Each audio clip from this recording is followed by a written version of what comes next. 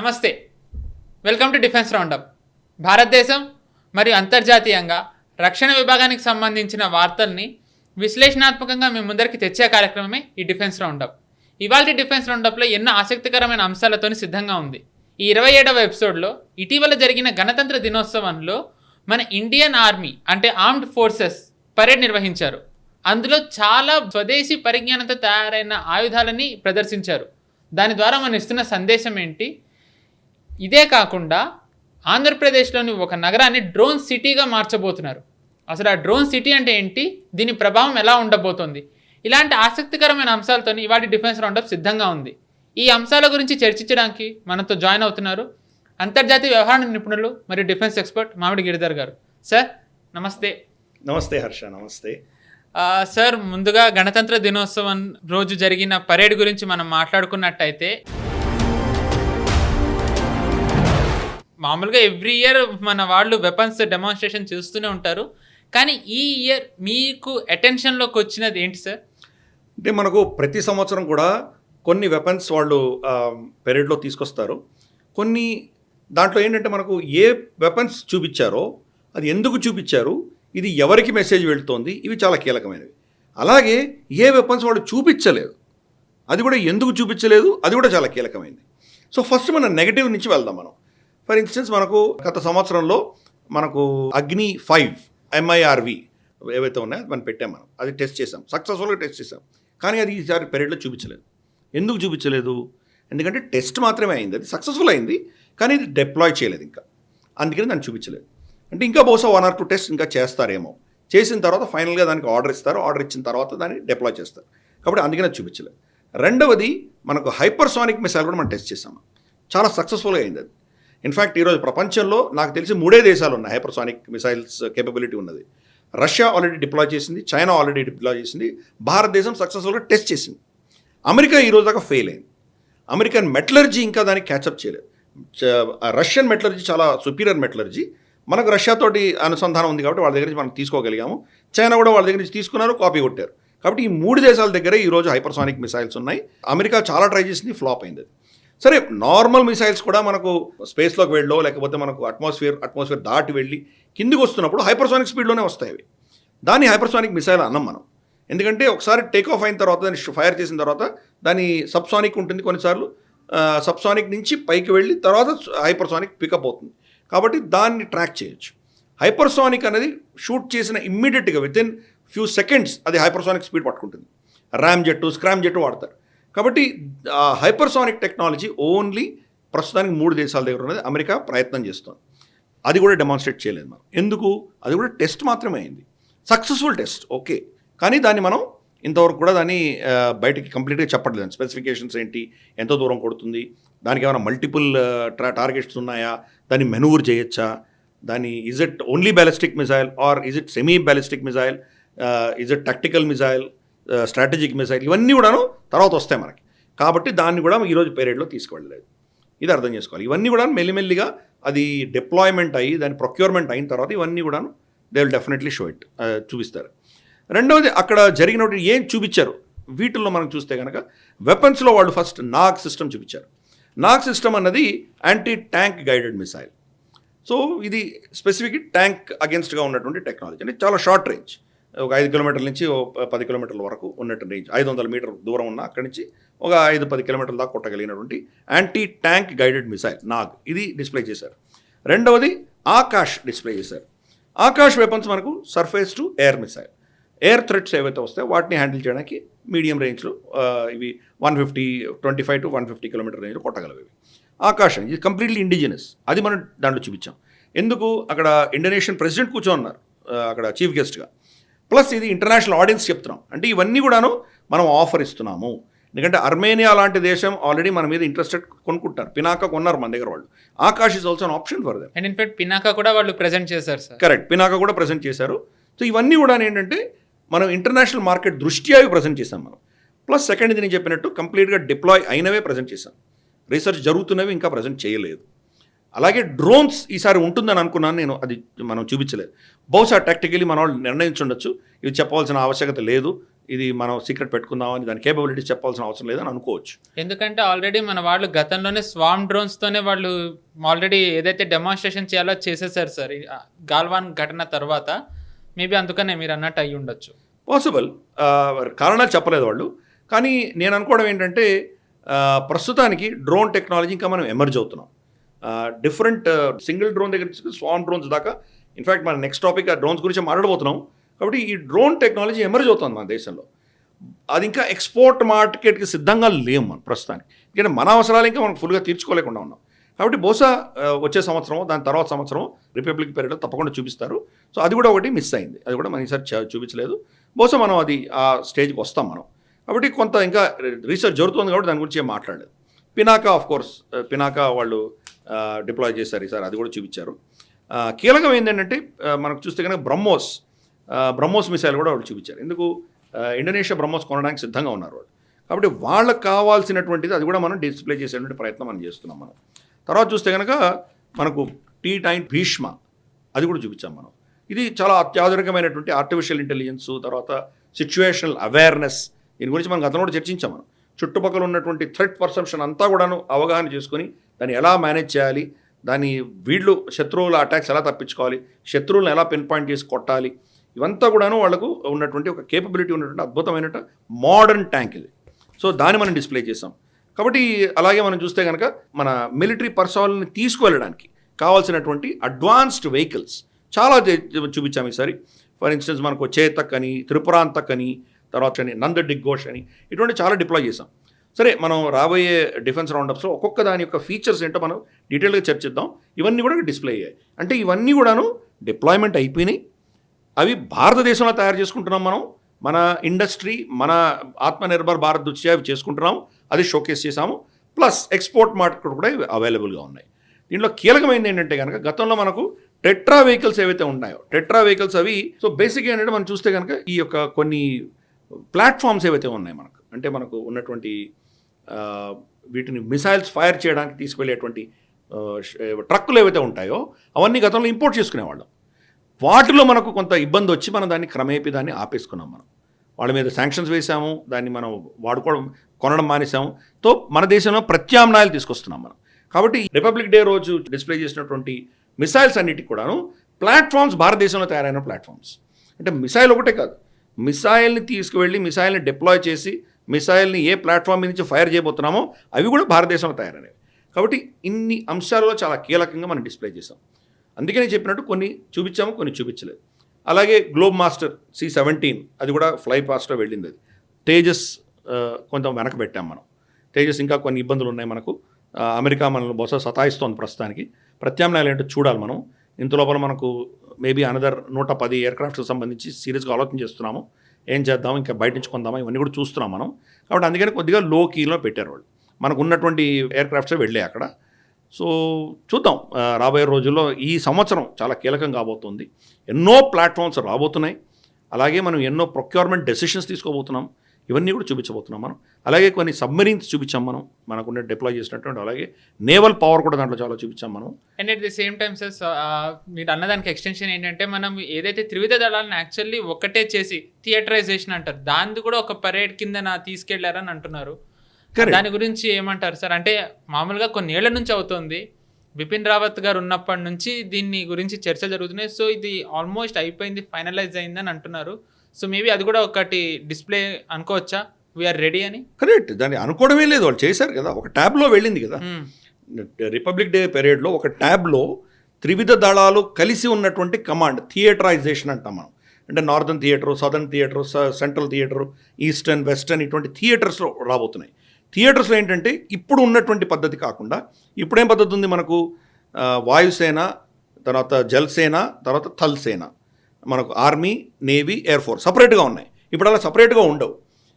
Air ఫోర్స్కి సంబంధించి ముంబైలో కనుక డిప్లాయ్ చేస్తే వాళ్ళు ఎయిర్ ఫోర్స్ కమాండ్కే వాళ్ళు ఈరోజు జవాబుదారీ. కానీ అక్కడ ఉన్నది నేవీ చాలా కీలకమైంది. అక్కడ నేవీకి వాళ్ళ జవాబుదారీ కాదు, నేవీ కంట్రోల్ చేయదు. కానీ ముంబైని ప్రొటెక్ట్ చేయాలంటే నేవీ చాలా కీలకమైంది. అలాగే మనం చూస్తే కనుక బహుశా చండీగఢ్లోనో ఎక్కడో మనకు ఆర్మీ చాలా కీలకం. కాబట్టి ఆర్మీకి రిపోర్ట్ వీళ్ళు ఎయిర్ ఫోర్స్ చేయదు. ఇప్పుడు వచ్చే థియేటరైజేషన్లో అక్కడ ఉన్నటువంటి థియేటర్ ఆధారంగా ఎవరు కీలక పాత్ర పోషిస్తారో వాళ్లకు మిగతా 2 దళాలు కూడా దానికి అనుసంధానమే ఉంటాయి. బహుశా ఇప్పుడు వెస్టర్న్ కమాండ్ వస్తే కనుక వెస్టర్న్ కమాండ్ నేవీ లీడ్ చేస్తుంది, ఆర్మీ ఎయిర్ ఫోర్స్ వాళ్లకు సమర్థనగా వాళ్ళ అధీనంలో వీళ్ళు పనిచేయాలి. ఆల్రెడీ మనకు tri services command Andaman Nicobar ఐలాండ్స్లో ఉన్నది. ఆల్రెడీ అండమాన్ ఐలాండ్స్లో ఎయిర్ ఫోర్సు, నేవీ, తర్వాత మనకు ఆర్మీ 3 దళాలు కూడాను కంబైన్డ్గా ఒకటే కమాండ్ కింద పనిచేస్తాయి. సపరేట్ కమాండ్స్ ఉండవు అక్కడ. అటువంటిది బహుశా ఇక్కడ కూడా డిప్లాయ్ చేస్తారు.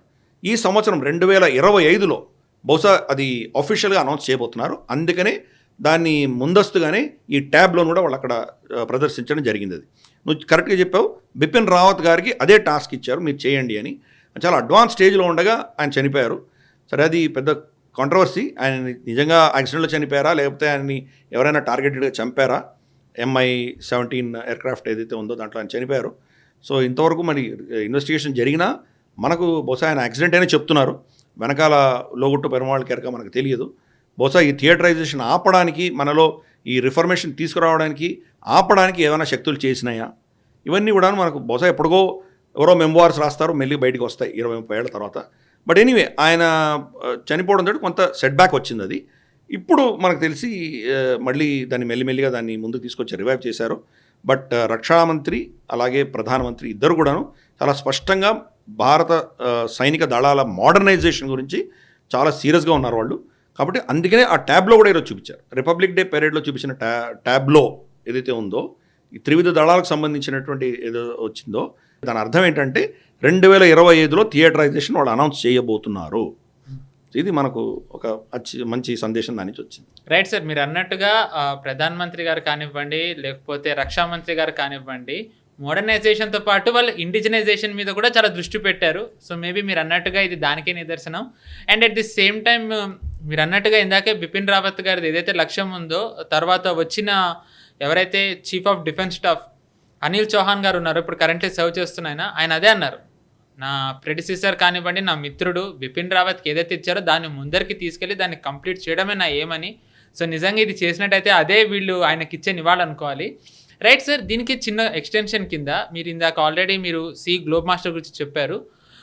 అట్ ది సేమ్ టైం మీరు తేజస్ని కూడా మన వాళ్ళు ప్రదర్శించకపోవడం గురించి చెప్పారు.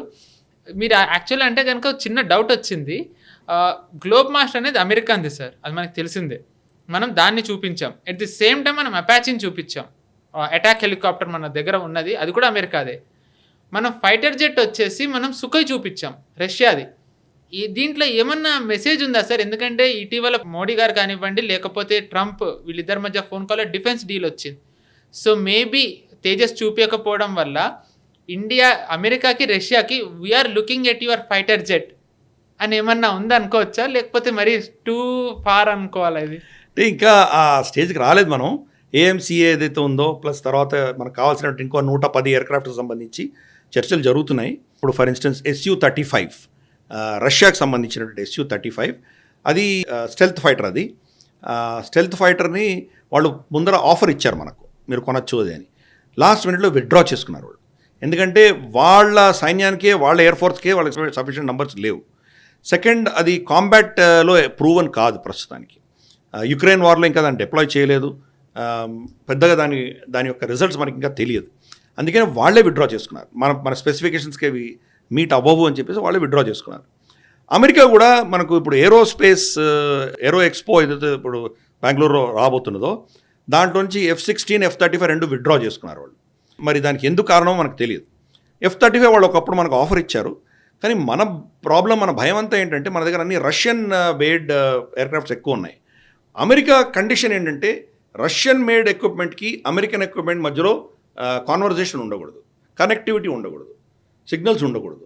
సిగ్నల్స్ ఉన్నాయంటే కనుక వీళ్ళది వాళ్ళకి లీక్ అవుతుంది అన్న భయం వాళ్ళకు ఉన్నది అమెరికాకి. కాబట్టి ఆ పరిస్థితుల్లో బహుశా వాళ్ళు కూడా మనకు ఆఫర్ ఇస్తారా? ఒకవేళ ఇస్తే కనుక దీని నుంచి కట్ చేసి మీరు కమాండ్ కంట్రోల్ సపరేట్గా పెట్టమంటారా? ఇవన్నీ ప్రశ్నలు ఉన్నాయి. అందుకని చూద్దాం రాబోయే రోజుల్లో ఇది నిజంగా ఎవరు దీన్ని తీసుకోగలరో పెద్ద క్వశ్చన్. ఇప్పుడు మళ్ళీ రఫాయిల్కి వెళ్దామన్నా కానీ రఫాయిల్ రెడీగా లేదు. ఇంకా వాళ్ళకు ఉన్న ఆర్డర్ బుక్ చాలా విపరీతంగా ఉంది. ఆర్డర్ బుక్ మినిమం అంటే 2035 నుంచి వాళ్ళు డెలివరీలు ఇస్తారు. సో ఒక 5-6 సంవత్సరాలు మనకు అలాగే పోతుంది. కాబట్టి ఈ పరిస్థితులలో మనం ఏం చేయాలనేది ఒక సీరియస్ ఛాలెంజ్ ఉంది మనకి. ఇన్ఫ్యాక్ట్ డిఫెన్స్ రౌండప్లో మన ఎయిర్ ఫోర్స్కి సంబంధించిన ఛాలెంజెస్ ఒక ఎపిసోడ్ మనం డిస్కస్ చేసాము, నేవీకి సంబంధించిన ఒక ఎపిసోడ్ డిస్కస్ చేసాము. కాబట్టి అదే పంథాలో బహుశా ఇప్పుడు ప్రభుత్వం ఈ సంవత్సరం ఒక కీలకమైన నిర్ణయం తీసుకోవాలి. ఏ ప్లాట్ఫామ్ మీదకి వెళ్ళాలి, ఎందుకు వెళ్ళాలి, ఇవన్నీ నిర్ణయాలు తీసుకోవాలి. మన దగ్గర కావేరీ ఇంజిన్ ఇప్పుడే దాని సర్టిఫికేషన్ అంతా వచ్చింది, కానీ దాని కెపాసిటీ 100, 105, 110 కేఎన్ కిలో న్యూటన్ అంత కెపాసిటీ లేదు దానికి. కాబట్టి దేంట్లో డిప్లాయ్ చేయడం చాలా కష్టం. తేజస్లో పెట్టే ప్రయత్నాలు మొదలుపెట్టాం ఇప్పుడే మనం. దాన్ని ఎన్నో అవర్స్ ఆఫ్ బర్నింగ్ ఉండాలి, దాన్ని టెస్ట్ అవ్వాలి, యాక్చువల్గా ఫ్లైట్ ట్రయల్స్ చాలా చేయాలి under different terrain, different conditions, continues ఎంతసేపు వెళ్తుంది, దాని ఆఫ్టర్ బర్న్ కెపాసిటీ ఏంటి, ఇవన్నీ కూడా ప్రాక్టికల్ సిచ్యుయేషన్లో ట్రై చేయాలి. హిమాలయాల దగ్గర మనకు అక్కడ ఉన్నటువంటి రేర్ అట్మాస్ఫియర్లో ఎలా చేయాలి, ఇవన్నీ టెస్ట్ అయిన తర్వాత కానీ దాన్ని డిప్లాయ్ చేయలేము మనం. అందుకని మనకు ఇప్పుడున్నటువంటి పరిస్థితులలో మన దగ్గర ఉన్న డిపెండెన్సీ ఈ దేశాల మీద, అమెరికా మీద కావచ్చు, రష్యా మీద కావచ్చు, ఫ్రాన్స్ మీద కావచ్చు, వీళ్ళ మీద డిపెండ్ అయి ఉండక తప్పట్లేదు మనకు. దీని నుంచి బయటకు రాలేకపోతున్నాం మనం. టెక్నాలజీ పరంగా మనం బయటకు రాలేకపోతున్నాం. కానీ చూద్దాం, ఈ టెండరింగ్ అంతా అయ్యి తర్వాత దానికి మన టైం ఫ్రేమ్ ఏంటి, ఏ టైం ఫ్రేమ్కి ఒప్పుకోబోదలుచుకున్నాము, ఎటువంటి ప్లాట్ఫామ్ వస్తే వాళ్ళు మన మీద ఎటువంటి కండిషన్స్ పెడతారు, బహుశా ఈ 2025లో దానికి క్లారిటీ వస్తుంది. ఎందుకంటే చాలా క్లిష్ట పరిస్థితుల్లో ఉన్నాం. ఇన్ఫ్యాక్ట్ చాలామంది ఏం సజెస్ట్ చేస్తున్నారంటే అమెరికా జీఈను వాడుకొని భారతదేశాన్ని, మన ఎయిర్ ఫోర్స్ మోడర్నైజేషన్ని కంప్లీట్గా వాళ్ళు నాశనం చేస్తున్నారు. అగ్రిమెంట్ అయితే సైన్ చేశారు కానీ ఇవ్వట్లేదు వాళ్ళు. సో బహుశా అమెరికా ప్రభుత్వం దానివల్ల వచ్చే నష్టం, మనం ఏదైనా వాళ్ళ మీద ఆంక్షలు విధించో, వాళ్ళ మీద ఏదైనా పెనాల్టీస్ వేస్తానో దాన్ని కట్టడానికి సిద్ధంగా ఉన్నారు. కానీ మన దేశంలో మన ఆత్మనిర్భరత పెంచుకునే దిశగా మన ఎయిర్ ఫోర్స్ రాకూడదు అని వాళ్ళు బహుశా ప్రయత్నం చేస్తున్నారు. అటువంటిప్పుడు గతి లేని పరిస్థితిలో వాళ్ళు ఏదో ఆఫర్ ఇస్తే మనం కొనుక్కోవాల్సి రావచ్చు. బహుశా అది స్ట్రాటజీ ఉన్నట్టు మనకు అనిపిస్తోంది. చూద్దాం, ఈ 2025 చాలా క్రూషియల్ మనకు. ఈ సంవత్సరం మన నిర్ణయాలు తీసుకోలేదంటే కనుక మన స్క్వాడ్రన్ స్ట్రెంగ్త్ రాబోయే 3-4 సంవత్సరాల్లో గణనీయంగా పడిపోతుంది. MiG-21 మొత్తం రిటైర్ చేస్తాం, MiG-20లు ఇవన్నీ రిటైర్ చేసేస్తాం, పాతవన్నీ కూడాను. తర్వాత వీటిలో ఎన్ని మనకు సుకాయిలు, తర్వాత మనకు మిరాజు, తర్వాత రఫైళ్లలో ఏమైనా ప్రాబ్లమ్స్ వస్తే మన పరిస్థితి ఏంటి. కాబట్టి మన ఏదైతే మనకు ఫ్లీట్ ఉందో మన దగ్గర, అది డిప్లీట్ అయిన తర్వాత రేపైనా పెద్ద యుద్ధం వస్తే మనం ఎలా హ్యాండిల్ చేయాలి. చాలా అర్జెంట్ క్రైసిస్ ఉన్నది. చూద్దాం రాబోయే రోజుల్లో మరి will we be able to balance this అని చూద్దాం మనం. ప్లస్ థియేటరైజేషన్ ఎలాగో జరుగుతుంది. థియేటరైజేషన్ జరిగిన తర్వాత కొన్ని మనం ఆశలు తగ్గించుకోవచ్చు. సపరేట్గా ఉంది, నేవీకి సపరేట్గా ఉన్నాయి, ప్రస్తుతానికి ఎయిర్ ఫోర్స్ సపరేట్గా వాళ్ళ ఆర్గనైజేషన్ కింద స్ట్రక్చర్స్ అన్నీ ఉన్నాయి. అవన్నీ మర్జ్ చేసేస్తే కనుక చాలా రిడెండెన్సీస్ వస్తాయి. మనం చూస్తే కనుక మనకు Rafale for instance, Rafale air force కొన్నారు, అలాగే రఫైల్ M మన నేవీ ఆర్డర్ ఇస్తుంది. వీళ్ళ మెయింటెనెన్స్ సపరేట్గా ఉంటాయి, parts more or less similar. Of course Rafale M తక్కువ చిన్నవి కాబట్టి దాని కెపాసిటీ చాలా చిన్నది. ఈ రెండింటి కూడా ఒకటే దగ్గర పార్ట్స్, సర్వీసింగు, దాని యొక్క మెయింటెనెన్స్ ఒకటే యూనిఫైడ్గా ఉంటే దానివల్ల అడ్వాంటేజ్ ఉంటుంది కదా. అలాగే అపాచే వాళ్ళ దగ్గర కొంటున్నాం మనం, అది నేవీ వేరే కొనింది, ఎయిర్ ఫోర్స్ వేరే కొనింది. సో వీళ్ళిద్దరివి మళ్ళీ వేరే కొనేసరికి దానికి ప్రైస్ డిఫరెన్షియల్ ఉంది. పార్ట్స్ దానికి సంబంధించి కామన్ పార్ట్స్, వాళ్ళ మెయింటెనెన్స్ వేరే, వీళ్ళ మెయింటెనెన్స్ వేరే, వాళ్ళ టీం వేరే, వీళ్ళ టీం వేరే.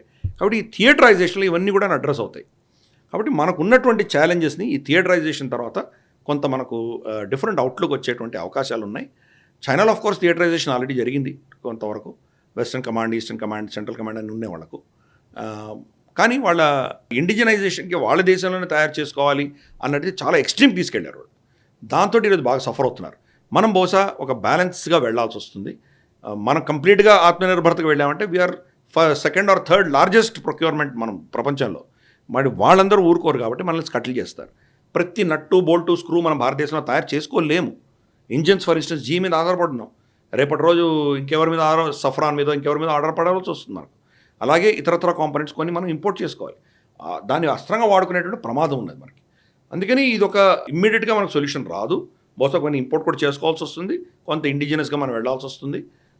ఈ కీలకమైన నిర్ణయాలు ఈ సంవత్సరం రాబోతున్నాయి. అందుకనే రిపబ్లిక్ డే పీరియడ్లో వాళ్ళు చూపించింది ఆ థియేటరైజేషన్ యొక్క ట్యాబ్లో, చిన్న ట్యాబ్లోనే వెళ్ళిపోయిన అందరు ఎంతమంది అబ్జర్వ్ చేశారో కూడా నాకు తెలియదు, కానీ చాలా చాలా స్ట్రాంగ్ మెసేజ్ మనం పంపించాం.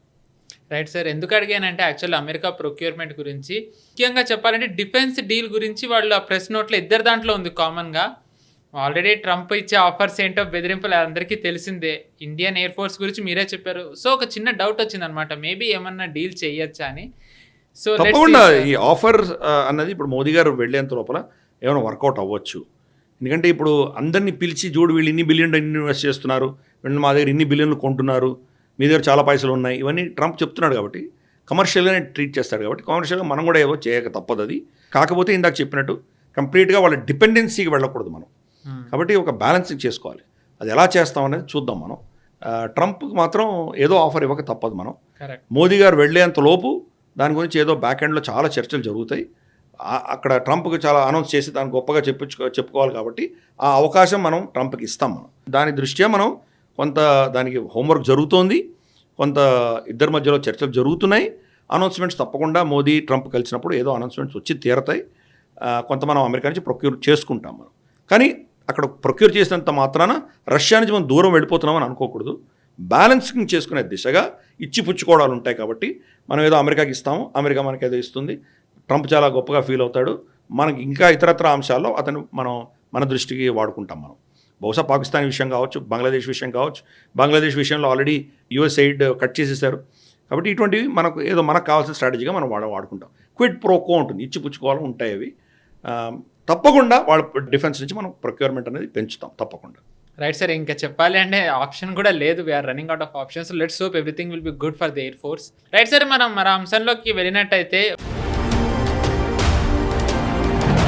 మనం మామూలుగా ఎప్పుడు అనుకుంటుంటే డిఫెన్స్ రౌండప్ని డ్రోన్ రౌండప్ చేస్తున్నామని. సో యాక్చువల్లీ ఇది కూడా డ్రోన్ న్యూసే. ఓర్వకల్లు ఆంధ్రప్రదేశ్లోని ఒక నగరాన్ని డ్రోన్ సిటీగా మార్చాలి అని చెప్పి అనుకుంటున్నారు అని చెప్పి వార్తలు వస్తున్నాయి. అసలు ఈ డ్రోన్ సిటీ అంటే ఏంటి సార్? అండ్ ఇదొకటైతే, రెండోది ఆంధ్రప్రదేశ్లో ఇటీవల కాలంలో మీరు కూడా కవర్ చేశారు డిఫెన్స్ రౌండప్లో, ఇంకొక డిఫెన్స్ ఇన్వెస్ట్మెంట్ వచ్చింది భారత్ ఫోర్జ్ నుంచి. సో ఈ ఆంధ్రప్రదేశ్లో డిఫెన్స్లో ఇన్వెస్ట్మెంట్ రావడాన్ని మీరు ఎలా చూస్తారు? సో ఈ రెండింటి గురించి ఒకసారి మీరు ఏమనుకుంటున్నారు సార్? డ్రోన్ సిటీ అంటే ఏంటి అండ్ ఇన్వెస్ట్మెంట్స్ ఇన్ ఆంధ్రప్రదేశ్, దీన్ని మీరు ఎలా చూస్తారు?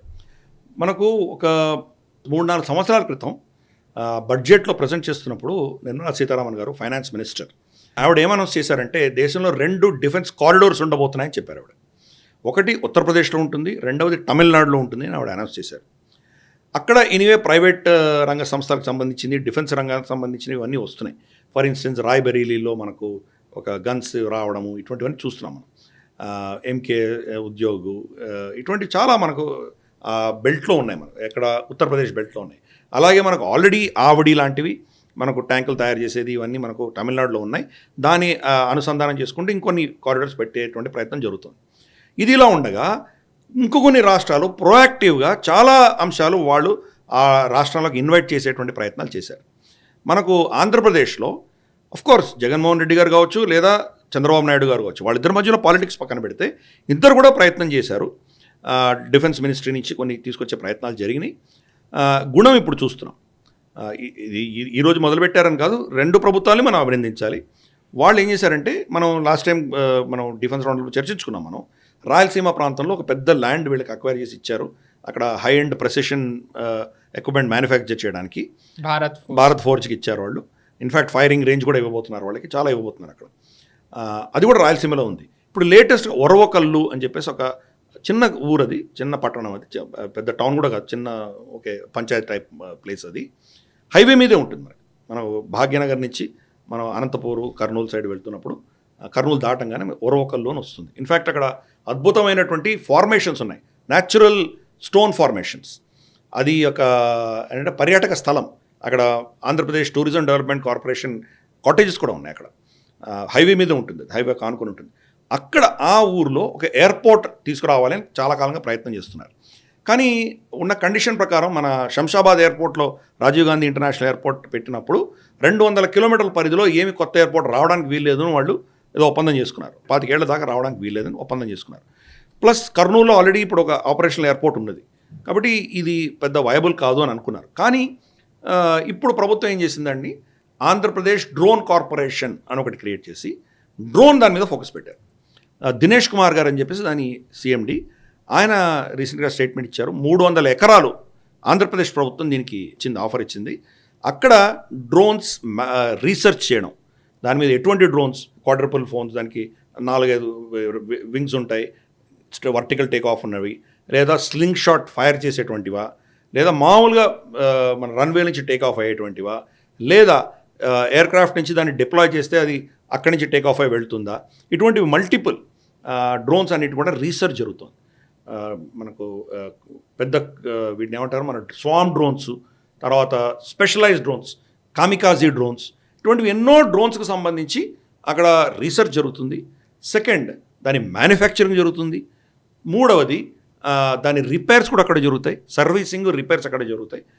కాబట్టి ఇటువంటి ఇంటిగ్రేటెడ్ ఏదైతే మనకు ఒక ఏరియా ఉందో దీనికి రమారమి 40,000 మంది దాకా ఉద్యోగాలు వస్తాయని చెప్తున్నారు. ఈరోజు చైనా, బెల్జియం లాంటి దేశాలకు ధీటుగా ఈరోజు మనం ఇది తయారు చేస్తున్నాము. దినేష్ కుమార్ గారు ఏం చెప్పారంటే ఇది ప్రపంచంలోనే డ్రోన్కి సంబంధించి పెద్ద లార్జెస్ట్ ఫోకస్డ్ ఏరియా దీని ఉండబోతోంది అని చెప్పారు. అది మన తెలుగు రాష్ట్రాల్లోనే ఉంది కాబట్టి అది కూడా మనం చాలా ఆనందించవలసినటువంటి విషయం. అది ఇటువంటివి చాలా రాష్ట్రాల్లో మెల్లిమెల్లిగా మొదలు పెడుతున్నారు. అలాగే ఆల్రెడీ ట్రెడిషనల్గా ఉన్నటువంటి ఇండస్ట్రీస్ ఏవైతే ఉన్నాయో, మన for instance vehicle industries, Tatas కానీ, మహీంద్రాస్ కానీ, మనకు ఇతరత్ర మనకు అశోక్ లేలాండ్ కానీ, వీళ్ళందరూ ఏం చేస్తున్నారంటే వాళ్ళ వెహికల్ మ్యానుఫ్యాక్చరింగ్, మామూలు ట్రక్కులో, కార్లో మ్యానుఫ్యాక్చరింగ్ దగ్గరే డివిజన్ స్టార్ట్ చేసి డిఫెన్స్ మీద ఎక్కువ ఫోకస్ ఇస్తున్నారు. సో ఇది ఈ కారిడోర్స్లో లేవు, డిఫెన్స్ కారిడోర్స్లో లేకపోయినా కానీ ప్రొక్యూర్మెంట్ అవుతుంది. సో అందుకని మనకు అలాగే డ్రోన్స్ ఆల్మోస్ట్ ఈరోజు బెంగళూరులో కావచ్చు, భాగ్యనగర్లో కావచ్చు, లేదా అహ్మదాబాద్లో కావచ్చు, పూణేలో కావచ్చు, ఎన్నో దగ్గర ఇవన్నీ రీసెర్చ్ జరుగుతున్నాయి. చాలా కొత్త కొత్త ఆవిష్కరణలు తీసుకొస్తున్నారు. గల్వాన్ ఘటన తర్వాత, సంతోష్ బాబు గారి బలిదానం తర్వాత సడన్గా భారతదేశం, భారత సైన్యము ఈ డ్రోన్స్ యొక్క శక్తిని ఎక్కువ ఫోకస్ పెట్టారు వాళ్ళు. కాబట్టి దాని మొత్తం దేశవ్యాప్తంగా జరుగుతున్నటువంటి రీసెర్చ్ని కంప్లీట్ కాన్సన్ట్రేషన్ తోటి మనకు ఇప్పుడు ఒరవకల్లులో తీసుకురావడం అనేది చాలా అద్భుతమైన విషయం. ఇది దానికి మనం కేంద్ర ప్రభుత్వాన్ని, రాష్ట్ర ప్రభుత్వాన్ని అభినందిద్దాం. ఇది ఒక కొత్త వర్టికల్ మనకు స్టార్ట్ అయింది. అంటే ఇంజనీరింగ్ టాలెంట్ కావాలి మనకి, దాన్ని మెయింటైన్ చేసేటువంటి బేసిక్ టెక్నిక్స్ తెలియాలి. ఈవెన్ అంటే అందరూ ఇంజనీర్లు అవ్వక్కర్లా, దాంట్లో ఉన్నటువంటి ఎట్లా దాన్ని రిపేర్ చేయాలి, దాన్ని ఎట్లా మెయింటెనెన్స్ చేయాలన్నటువంటి వ్యక్తులు కూడా మనకు కావాలి, డిజైనర్స్ కావాలి. సో ఒక పెద్ద ఎకోసిస్టమ్ తయారవుతుంది. ఆ ఎకోసిస్టమ్కి సెంటర్ పాయింట్ ఇక్కడ ఉండబోతుంది, ఈ ప్రాంతంలో ఉండబోతుంది. భాగ్యనగర్ చాలా దగ్గర, అది పెద్ద దూరం కాదు. కర్నూలే 200 కిలోమీటర్లు, అంటే 250 కిలోమీటర్ లోపల మనకి ఇది వచ్చేస్తుంది. హాఫ్ వే డిస్టెన్స్ అనుకుందాం, హాఫ్ కూడా కాదు, లెట్స్ సే 40% భాగ్యనగర్ నుంచి 40%, అక్కడి నుంచి ఇంకొక 60% బెంగళూరు, రెండింటి మధ్యలో ఉంది, చాలా కీలకమైంది. కర్నూలులో ఎయిర్పోర్ట్ కూడా ఉంది. కాబట్టి మంచి లొకేషన్గా చూసుకొని వాళ్ళు ఇవ్వడం జరిగింది. ఆంధ్రప్రదేశ్ ప్రభుత్వం కూడా దానికి చాలా తొందరగా వాళ్ళ క్లియరెన్స్లు ఇచ్చి ఈ ల్యాండ్ ప్రొక్యూర్మెంట్ అయిపోయింది. ఇప్పుడు ఇన్ఫ్రాస్ట్రక్చర్ డెవలప్మెంట్ మొదలు పెట్టబోతున్నారు వాళ్ళు. బహుశా ఇంకో 2 సంవత్సరాల్లో కంప్లీట్గా ఈ ఇన్ఫ్రాస్ట్రక్చర్ కూడా అట్లీస్ట్ ఆపరేషన్ లెవెల్ దాకా వచ్చేస్తుంది. తర్వాత జరుగుతూనే ఉంటాయి అవి. ఇక్కడ ఒక పెద్ద ఎకోసిస్టమ్ తయారవబోతున్నది. కాబట్టి అందరినీ అభినందిద్దాం. మన సైంటిస్టులను, మన ఇండస్ట్రీని, ప్రభుత్వాలను, సైంటిస్టులను అందరినీ కూడా మనం అభినందిద్దాం. రైట్ సార్, ఎందుకంటే నిజంగానే డ్రోన్స్ అనేవి ఎంత ఇంపార్టెంట్ అనేది మీరు చెప్తూనే వచ్చారు. And it's first of it's kind. ఇందాక మీరు చెప్పినట్టుగా ఇది ఇలాంటిది ఫస్ట్. ఇది మేబీ ఇది గనక సక్సెస్ అయ్యి ఇది గనక వీళ్ళు చేసి చూపించగలిగితే ఇంకా చాలా రాష్ట్రాలు ఉన్నాయి, మేబీ అక్కడంతా కూడా ఇలాంటివి వస్తే కనుక డ్రోన్ ఎకోసిస్టమ్ ఏదైతే ఉందో అది నిజంగానే చాలా ఇంపార్టెంట్. అది ఇంకా మనకి చెప్పాలంటే అది మనం ఫారెన్ డిపెండెన్సీ తగ్గించడానికి హెల్ప్ అవ్వచ్చు. లెట్స్ హోప్ వీళ్ళు ఇది సక్సెస్ అవుతారని చెప్పి. In fact they will take it to the next level. This will be hub for exports. రేపటి రోజు ఎక్స్పోర్ట్ ఓపెన్ అవుతుంది. సరే, ఇప్పుడిప్పుడే మనం తయారు చేస్తున్నాం. మనం ఫర్ ఇన్స్టెన్స్ టర్కీలో ఉన్నట్టు బైరాట్కర్ అటువంటి కెపాసిటీ ఇంకా మనం తయారు చేయట్లేదు. మనకి రీపర్ డ్రోన్స్ ఇప్పుడు కూడా మనం అమెరికా నుంచి కొంటున్నాం. మనం ఇక్కడ ఈ ఎకో సిస్టమ్ నుంచి వచ్చేటువంటి ప్రోడక్ట్స్ క్రమేపీ మనం ఎక్స్పోర్ట్ మార్కెట్లో కూడా ఫోకస్ చేయబోతాము. సరే, ముందర మనకు కావాల్సిన అవసరాలు మనం చూసుకుంటాము, తర్వాత నెక్స్ట్ ఆఫ్ కోర్స్ ఎక్స్పోర్ట్ మార్కెట్లో దిగుతాం మనం. కాబట్టి ఇది ఒక పెద్ద ఫోర్స్ మల్టిప్లయర్గా కాబోతున్నది. మన సైనిక దళాలకే కావచ్చు, లేదా మన ఆర్థిక వ్యవస్థకు కావచ్చు, అన్నిటికి కూడాను ఒక కొత్త ఇండస్ట్రీ ఓపెన్ అవుతున్నది. దాని కేంద్ర బిందువు ఇక్కడ ఆ తెలుగు రాష్ట్రాల్లో ఉండబోతుంది. రైట్ సార్, మనం మరో అంశంలోకి వెళ్ళినట్టయితే కనుక ధ్రువ్ హెలికాప్టర్స్. యాక్చువల్లీ చెప్పాలంటే దీనికి ముందర ఇది పాజిటివా కాదా అనే చర్చ మన ఇద్దరి మధ్య చాలా వచ్చింది. ధ్రువ్ హెలికాప్టర్స్ని యాక్చువల్లీ రిపబ్లిక్ డే రోజు పరేడ్లో అంటే ప్రజెంటేషన్లో దాన్ని వాడదామని అనుకున్నారు, కానీ దాన్ని గ్రౌండెడ్ చేయాల్సి వచ్చింది, అంటే దాన్ని వాడలేదు. ఇది యాక్చువల్లీ చెప్పాలి అంటే ఇది గతంలో కూడా ధ్రువ్ హెలికాప్టర్స్ చాలా యాక్సిడెంట్స్ అవుతూ వచ్చాయి, ఎంతోమంది అమరులు అవుతూ వచ్చారు. సో ఇది ఒక సెట్ బ్యాక్ అనుకోవచ్చా, లేకపోతే బ్లెస్సింగ్ ఇన్ డిస్గైసా? ఈ గతంలో ఈ ప్రాబ్లం వచ్చినా దాన్ని సాల్వ్ చేసామని చెప్పినా ఇవి ఎందుకు అవుతున్నాయి సార్? గత 5 ఏళ్లలో 15 పైబడి యాక్సిడెంట్స్ అయినాయి. దీన్ని అంటే ఏదో ఎక్కడో చాలా తేడా ఉన్నది అని అర్థమవుతుంది. సరే, 15 యాక్సిడెంట్సే అయినాయి, ఇంకా వందలాది సార్టీస్ ఏవైతే చేశారో వాటికేం అవ్వలేదు, కానీ 15 అయినాయి. ఏవియేషన్ ఇండస్ట్రీలో ఎలా ఉంటుందంటే ఒక్క యాక్సిడెంట్ కూడా జరగడానికి వీల్లేదు.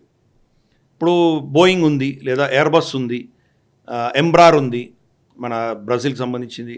ఇవే మేజర్ 3 ప్రపంచంలో ఉన్నవి 3. మూడిట్లో కూడా బోయింగ్ తర్వాత మనకు ఎయిర్బస్, ఈ 2 ఆల్మోస్ట్ 90-95% మార్కెట్ షేర్ వాళ్ళ దగ్గరే ఉన్నది. ఎంబ్రార్ బహుశా 5-10% ఉండొచ్చు, 10% కూడా 5-7% ఉండొచ్చు వాళ్ళకు.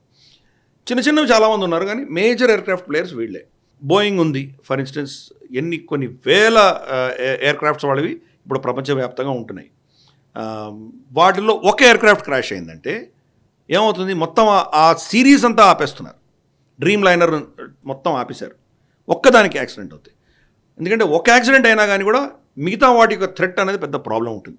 అందుకనే ఈ అడ్వాన్స్ లైట్ హెలికాప్టర్కి పోర్బందర్లో అది క్రాష్ అయ్యేసరికి మొత్తం ఆ సిరీస్ అంతా మనం గ్రౌండ్ చేసుకున్నాం. మనం ఆల్రెడీ 15 యాక్సిడెంట్స్ అయినాయి, కాబట్టి దాన్ని కంప్లీట్గా గ్రౌండ్ చేసాం. ఇదే తప్పకుండా మనకు సెట్ బ్యాక్. అందుకనే ఫ్లై పాస్ట్లో మనం రిపబ్లిక్ డే రోజు తీసుకురాలేదు. తీసుకొచ్చి ఉండొచ్చు, ఎందుకంటే ఇన్ని వందల సార్టీస్ జరుగుతున్నప్పుడు అది కూడా ఏమవుతుందని మనం అనుకోక్కర్లేదు. కానీ దీనికి సంబంధించింది ఏంటి అని మనం క్షుణ్ణంగా త్వరగా రీసెర్చ్ చేసి దాని లోతుకు వెళ్ళి ఎక్కడ ప్రాబ్లం వస్తున్నది అని మొత్తం దాన్ని నిర్ధారించిన తర్వాత, ఇప్పుడు ఏదో కొన్ని మెటలర్జికల్ ప్రాబ్లమ్స్ ఉన్నాయని చెప్తున్నారు. ఇంకా ఇన్వెస్టిగేట్ చేయాలి. మెటలర్జికల్ ప్రాబ్లమేనా, అది ఇంకేమైనా ఉందా, దాంట్లో పార్ట్స్ యొక్క ఇంజనీరింగ్లో ఏమైనా తేడా ఉందా, దాన్ని డైనమిక్స్ ఏరోడైనమిక్స్లో తేడా ఉందా, ఇవన్నీ కూడా చెక్ చేస్తారు వాళ్ళు. కంప్లీట్గా దీని గురించి అవగాహన వచ్చిన తర్వాత దానికి సొల్యూషన్ తీసుకొస్తారు. అంటే నెక్స్ట్ ఇంప్రూవ్మెంట్ ఉంటుంది.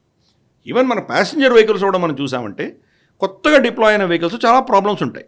1 సంవత్సరం 2 సంవత్సరాల తర్వాత ఆ ప్యాసింజర్ వెహికల్స్ని అందరూ వాడిన తర్వాత దాంట్లో కష్ట నష్టాలన్నీ తెలిసిన తర్వాత వాళ్ళు R&D వాళ్ళు దాన్ని ఇంప్రూవ్ చేస్తారు. ఫర్ ఇన్స్టెన్స్ మనకు స్కార్పియో వెహికల్ తీసుకుందాం, లేదా మనకు గతంలో ఉన్నటువంటి సఫారీ తీసుకుందాం, టాటా సఫారీ. ఫస్ట్ సంవత్సరంలో డిప్లాయ్ చేసిన అన్నిటికీ చాలా ఇబ్బందులు వచ్చాయి. మొత్తం రీకాల్ చేశారు వాళ్ళు. రీకాల్ చేసి మళ్ళీ దాంట్లో ఏదో స్పెసిఫిక్ పార్ట్స్ అని రీప్లేస్ చేశారు. రీప్లేస్ చేసిన తర్వాత 2వ సంవత్సరం చాలా ఇంప్రూవ్ అయ్యాయి.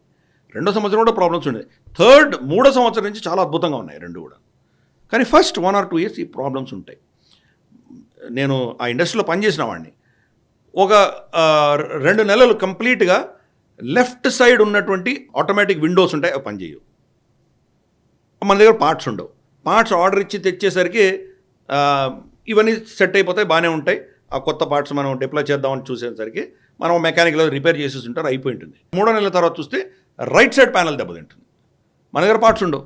సో ఇది ఫస్ట్ 1 or 2 years ఇబ్బందులు చాలా ఉంటాయి. టీరింగ్ ప్రాబ్లమ్స్ అంటారు.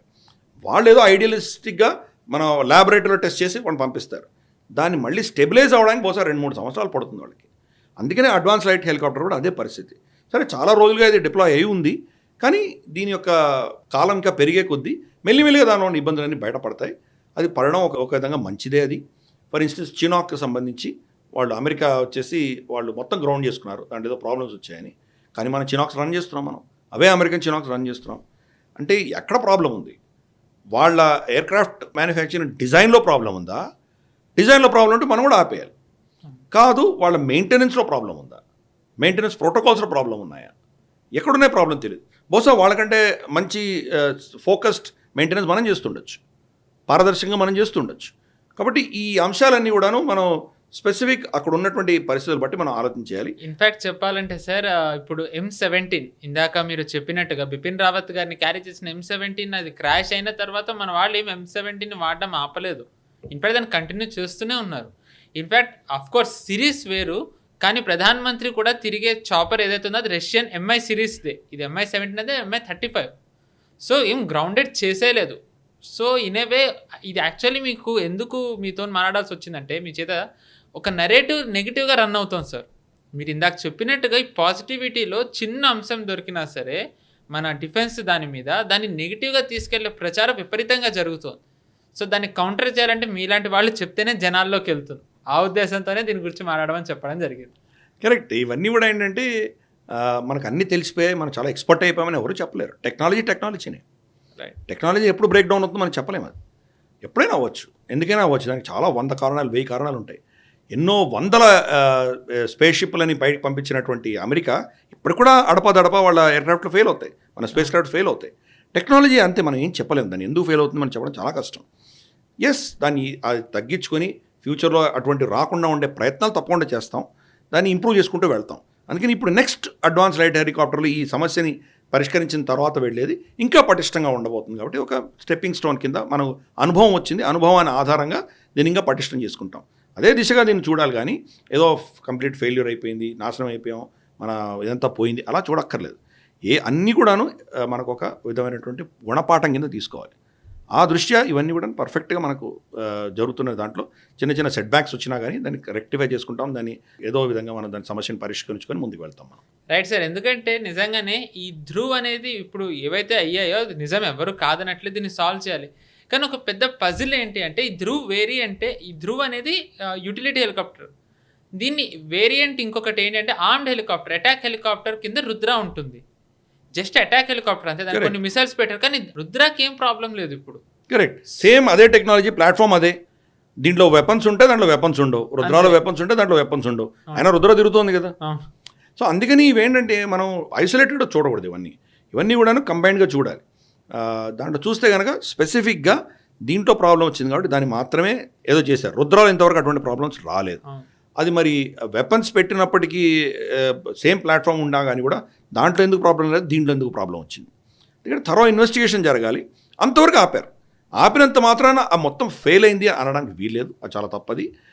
ముందస్తుగా ప్రికాషనరీగా దాన్ని నిలిపేశారు. కానీ అవసరం వచ్చి ఇప్పుడు యుద్ధం వచ్చిందంటే ఏఎల్హెచ్ వాడతాం మనం, అడ్వాన్స్ లైట్ హెలికాప్టర్ ఇప్పుడు వాడతాం మనం, ఎందుకంటే అది ఎమర్జెన్సీ కాబట్టి వాడతాం మనం. ఇప్పుడు మన ఎమర్జెన్సీ యుద్ధం లేదు కాబట్టి దాన్ని మెల్లిగా చూసుకుని దానికి స్పెసిఫిక్ ఏదో ఫర్ ఇన్స్టెన్స్ దాంట్లో కంబషన్ చేంబర్లో ప్రాబ్లమ్స్ వచ్చి ఉండొచ్చు, లేదా దాని ఇంకేదైనా మనకు దాని థర్మోస్టాట్లో ఏదైనా ప్రాబ్లం వచ్చింది, ఎక్కడ వస్తుందో మనకు తెలియదు.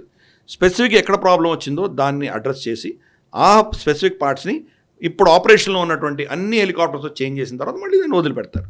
కాబట్టి దాన్ని నెగిటివ్గా కొంత నెగిటివ్ సెట్ బ్యాక్ ఉన్నా కానీ కూడా ఇది మనకు గుణపాఠం, మన ప్రయాణంలో ఒక మైలురాయిగా ఒక గుణపాఠంగా మనం తీసుకొని ముందుకెళ్ళాలి. కరెక్ట్ సార్, ఎందుకంటే ఇప్పుడు చెప్పాలి అంటే ఇది మనం బేబీ స్టెప్సే ఇస్తున్నాం. ఇంకా ఇప్పుడు మనం చాలా ఇన్వెన్షన్స్, ఇన్నోవేషన్స్ చాలా మన రీసెర్చ్లో ఉన్నాం. IMRH అనేది ఒకటి రాబోతోంది, మల్టీ రోల్ హెలికాప్టర్, LUH ఉంది, ప్రచండ్ ఉంది, దీని అడ్వాన్స్డ్ ఇంకా చాలా వస్తున్నాయి. సో హోప్ఫుల్లీ స్టార్టింగ్లోనే ఇలాంటిది రావడంతో మేబీ ప్రికాషన్స్ తీసుకుని వీళ్ళు ఇలాంటివి ముందర పునరావృతం అవ్వకుండా చూసుకుంటారని కోరుకుందాం.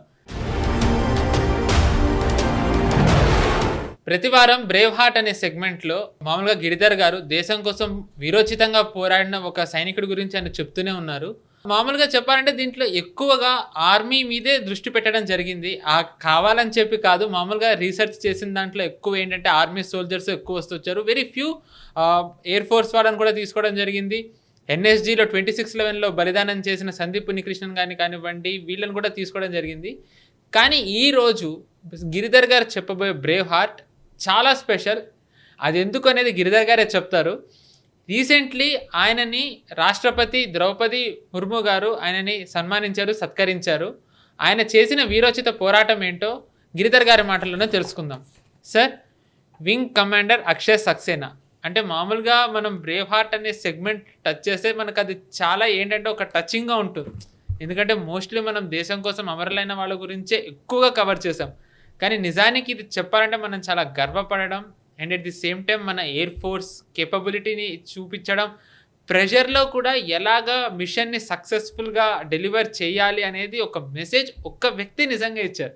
సినిమాలో అన్నట్టుగా ఒక్కడు చేశాడు అన్నట్టు ఒక్కరు నిజానికి చేసిన వీరోచిత పోరాటం వింగ్ కమాండర్ అక్షయ్ సక్సేనా గురించి మీరు ఏం చెప్తారు సార్?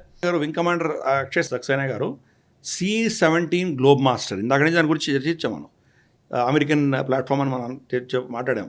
C-17 గ్లోబ్ మాస్టర్ ఏంటంటే ఎక్విప్మెంట్ని వ్యక్తులని క్యారీ చేయగలదు.